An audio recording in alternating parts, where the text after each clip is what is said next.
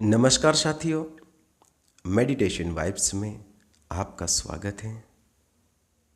आज का हमारा सेशन है सावन के महीने में ऐसे करे शिव की आराधना। कैलाश पर्वत पर जहाँ समय ठहर जाता है, जहाँ न धूप होती है न अंधकार, जहाँ केवल मौन का साम्राज्य है, वहीं बैठी है देवी पार्वती शिव के समीप उनकी संगनी बनकर। किंतु उनके भीतर एक पुरानी पीड़ा है, एक बार बार उठता प्रश्न है कि मैं कौन हूं, मैं क्यों बार बार जन्म लेती हूं। देवी शिव से कहती है कि हे प्राणनाथ, आप सनातन हैं, आप अजर अमर हैं, आप बिना उत्पत्ति के हैं और बिना अंत के हैं। लेकिन मैं आपकी अर्धांगिनी, मैं बार बार जन्म लेती हूँ और बार बार मरती हूँ, और आप अमर क्यों हैं। हे प्राणनाथ, आप मुझे भी वही विज्ञान दीजिए, वही तत्व ज्ञान दीजिए, जिससे मैं जान सकूं कि मैं क्या हूं और इस मृत्यु से कैसे मुक्त हो पाऊं। शिव मौन है, क्योंकि यह प्रश्न केवल शब्द से हल नहीं हो सकता। यह वास्तव में 112 बार दोहराया गया प्रश्न है।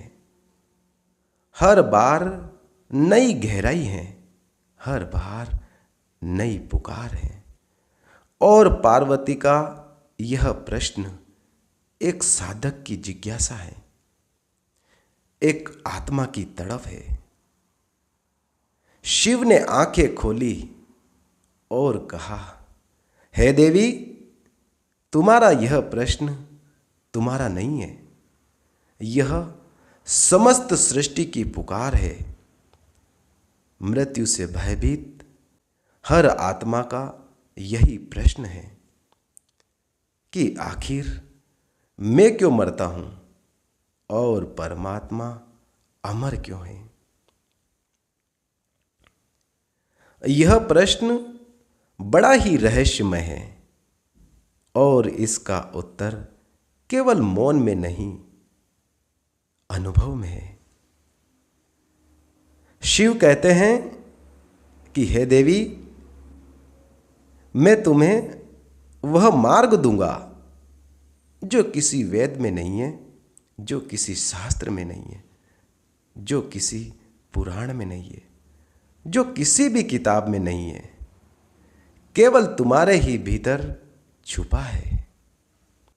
शिव कहते हैं, हे देवी, मैं तुम्हें 112 उपाय बताऊंगा, 112 ध्यान विधियां बताऊंगा, जहां हर विधि तुम्हारे प्रश्न का उत्तर है। हर सूत्र मृत्यु से अमरता की सीढ़ी है। देवी, ध्यान से सुनो, यह विज्ञान है, विज्ञान भैरव तंत्र। यह ज्ञान नहीं, अनुभव है। यह सिद्धांत नहीं, प्रत्यक्ष बोध है। इसे कोई समझ नहीं सकता जब तक वह स्वयं में नहीं उतर जाता, जब तक वह खुद अपने भीतर नहीं जाता। शिव का पहला उत्तर मृत्यु के ठीक मध्य में अमरता है। जब श्वास भीतर जाती है तो उसे देखो, जब श्वास बाहर निकलती है तो उसे देखो, और जब वह बीच में रुकती है तो उसे महसूस करो।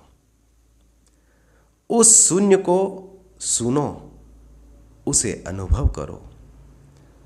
वहां न समय है न मृत्यु है, वहां केवल मैं हूं और वही तुम्हारा स्वरूप है।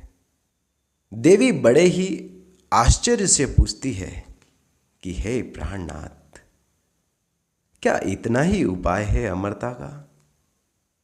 शिव कहते हैं कि हे प्रिय, अमरता कोई वस्त्र नहीं है जो बाहर से ओढ़ा जाए। यह तुम्हारा मूल है, पर तुम स्वयं को देह मानकर भूल गई हो। जैसे ही तुम श्वास के मध्य मौन को पकड़ लेती हो, तो उसी क्षण अमृत को प्राप्त हो जाती हो, निर्मृत्यु हो जाती हो। देवी यही प्रश्न 112 बार पूछती है, नए नए तरीके से। देवी कहती है, क्या ध्वनि में भी अमरता छिपी है? शिव कहते हैं कि हे देवी, ध्वनि को सुनो। जब वह समाप्त हो जाती है तो शून्य वही है।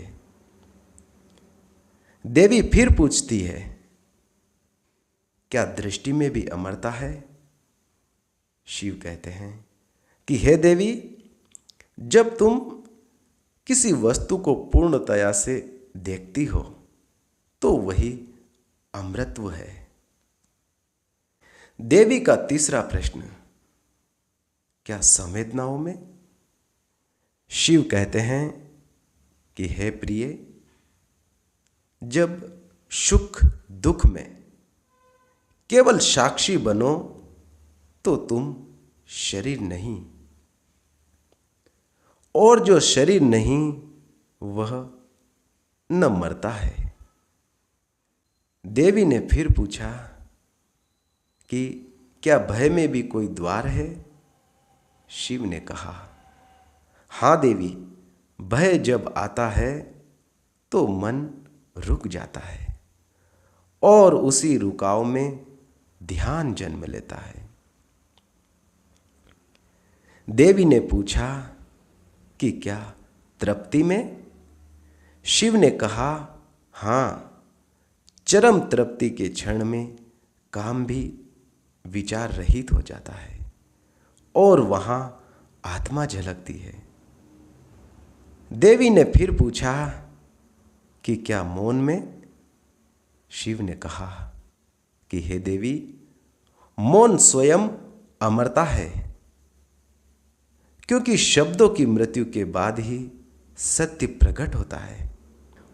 और इसी प्रकार पार्वती 112 बार पूछती है, हर बार एक नया दृष्टिकोण, हर बार एक नया द्वार। शिव का रहस्य जो किसी वेद में नहीं है, जो किसी शास्त्र में नहीं है, जो किसी पुराण में नहीं है।